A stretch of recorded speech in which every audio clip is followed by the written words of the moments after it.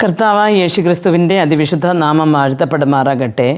യോഹന്നാൻ്റെ സുവിശേഷം 15-ാമത്തെ അധ്യായം അതിൻ്റെ 13-ാമത്തെ വാക്യത്തിൽ നാം ഇങ്ങനെ വായിക്കുന്നു: സ്നേഹിതന്മാർക്ക് വേണ്ടി ജീവനെ കൊടുക്കുന്നതിലും അധികമുള്ള സ്നേഹം ആർക്കും ഇല്ല എന്ന് പറയുന്നു. പ്രിയ ദൈവമക്കളെ, നമുക്കറിയാം യേശുക്രിസ്തു തൻ്റെ ജീവനെ ഈ ലോകത്തിൽ തന്നു. ലോകത്തിൽ നമുക്ക് വേണ്ടി മറ്റുമല്ല, ശിഷ്യന്മാർക്ക് മറ്റുമല്ല, സർവ്വലോകത്തിന് വേണ്ടിയും തന്നു. അപ്പോൾ യേശുക്രിസ്തു പറയാണ്, ഒരു സ്നേഹിതൻ തൻ്റെ സ്നേഹിതന് വേണ്ടി തൻ്റെ ജീവനെ കൊടുക്കുന്നതിലും അധികമായിട്ടുള്ള സ്നേഹമില്ല എന്ന്. ഇന്ന് അനേകരും എന്തെങ്കിലും കയ്യിലിരിക്കുന്ന സാധനങ്ങൾ കൊടുത്താലും ജീവനെ കൊടുക്കുവാൻ ആരും മുമ്പേ വരികയില്ല. അങ്ങനെ ഒന്ന് നടന്നാലും എതിർച്ചയായിട്ട് തന്നെ ആ ഒരു ജീവൻ പോകും. പക്ഷേ യേശുക്രിസ്തു അങ്ങനെയല്ല.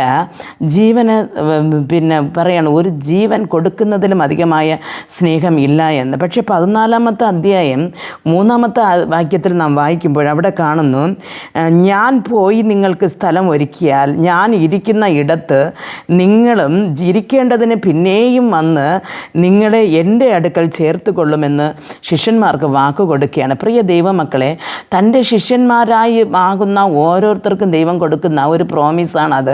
എന്ന് പറഞ്ഞാൽ താൻ ജീവൻ കൊടുത്തിട്ട് അതേപോലെ അങ്ങ് മരിച്ചു പോയില്ല. അപ്പോൾ ഞാൻ പോയിട്ട് നിങ്ങൾക്ക് അവിടെ ഒരു വാസസ്ഥലം ഒരുക്കും. എന്തെന്ന് വെച്ചാൽ അവിടെ ഞാൻ പിന്നെയും വന്ന് നിങ്ങളെ കൊണ്ട് പോയി എന്നോട് കൂടെ ഇരുത്തിയിരിപ്പാനാണ് എന്ന്. പ്രിയ ദൈവമക്കളെ, ഇതേപോലെ ഒരു സ്നേഹം നമുക്ക് ലോകത്തിൽ കാണുവാൻ സാധിക്കത്തില്ല. കാര്യം എന്തെന്ന് പറഞ്ഞാൽ, ജീവൻ തന്ന് ഇന്ന് ലോകത്തിൽ ആർക്ക് വേണ്ടിയെങ്കിലും ആരെങ്കിലും ജീവൻ കൊടുത്താൽ അത് ഒരു ജീവനോട് ആ മരിച്ച് അതങ്ങ് പോകും. പിന്നെ അവരുടെ നാമം പോലും പറ്റില്ല, അവർ പിന്നെ നമുക്കൊന്നും ചെയ്യത്തില്ല. പക്ഷേ യേശുക്രിസ്തു അങ്ങനെയല്ല. തൻ്റെ ജീവനെ പാവികളായ നമുക്ക് വേണ്ടി മറുവിലയായി തന്നത് മറ്റുമല്ല, ഇപ്പോൾ താൻ പിതാവിൻ്റെ സന്നിധിയിൽ പോയി നമുക്കായി വേണ്ട സ്ഥലം ഒരുക്കിക്കൊണ്ടിരിക്കുകയാണ്.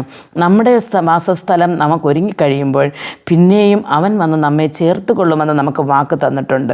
ആയതുകൊണ്ട് പ്രിയ ദൈവമക്കളെ, ഈ ലോകത്തിലെ ചെറിയ കഷ്ടപ്പാടുകളും വേദനകളും കൊണ്ട് നിങ്ങൾ കലങ്ങിപ്പോകണ്ട. കാര്യമെന്ന് പറഞ്ഞാൽ, പിന്നെയും വന്ന് ഞാൻ എൻ്റെ അടുത്തിൽ ഇരുപ്പാൻ നിങ്ങളെ ചേർത്ത് കൊള്ളാമെന്ന് പറഞ്ഞ യേശുക്രിസ്തു എത്രയും പെട്ടെന്ന് വീണ്ടും വരും.